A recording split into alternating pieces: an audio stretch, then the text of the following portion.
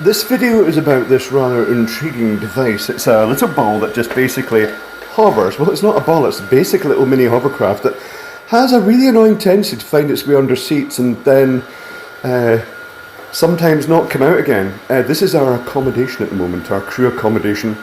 But let's open this hover ball up and see what's inside it. So now we've seen it in action, let's open it up and see what's inside. I'm not expecting an awful lot. I'm expecting perhaps a circuit board for, I think, 3 RGB LEDs and the fan itself. Now there is a switch here that if I turn it on you'll see it does its little 3 colour changing LED thing. And there is also the fan switch which will make lots of noise. And that's more or less it. I'm not really expecting that much. But it's fine. It'll be interesting to see how they've created this of the airflow in this. So there's a couple of locking tabs here, just presumably in case people lose the battery holder. I don't even know if I need to take these batteries out, but I'm going to take them out anyway. I think maybe the only screws are under there. I think they are. I could have saved time by just not doing that. But anyway, for completeness, here it is. Okay, let's whip the screws out. If this survives teardown, which it should, I mean, it's fundamentally just a motor, isn't it? And some flash LEDs. I think Steve might want this, one of my co-workers, because he likes novel things like this. Oh, incidentally, the construction, its rubber bumper end outside, is a kind of foam pad, but it's got a bit of tape over it here, just to join it together. Now, is this going to come apart relatively easily? Yes, it is.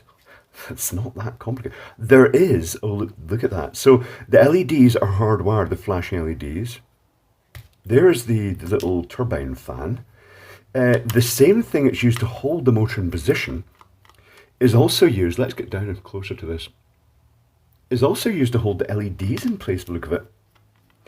And there's a PTC thermistor, a fuse, so that if things go wrong, if things short out, you don't end up with flames. I wonder if that's why they used to say things like do not use with rechargeable batteries, because the nickel metal hydride cells can put out quite a whack of current. So there is a little, what's that, switch, which is just a marshalling connector for the colour changing LEDs, which appear to be connected directly across that. I don't see a resistor. Is there a resistor on the other side? Let's pop it out and find out. Screws everywhere. There's a capacitor across the motor for noise suppression, because with the continuous making and breaking of the circuit, as it rotates with its little commutator with slipping connections, that can create RF noise and create. It used to be that televisions used to show it up as glitching. I don't know if they still do that, but you used to see little sparkles all over the screen when motors were running. Is there a resistor in this? No, there's not a resistor. It is purely a little marshalling circuit board. That's all. So there we have it. It's the 4 cells in series for 6 volts, and that is connected via the switch to the 3 LEDs in parallel. One of the connections, the battery, goes via the PTC thermistor for protection, and then there's the motor with its little suppression capacitor, and that is it. The motor's quite warm, but then again, it's doing quite a lot of work.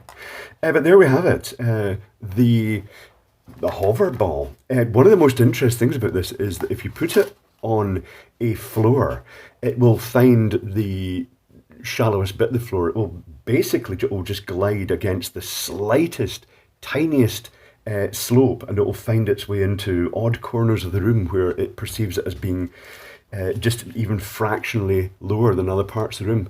But that is it. Interesting device and well worth taking apart.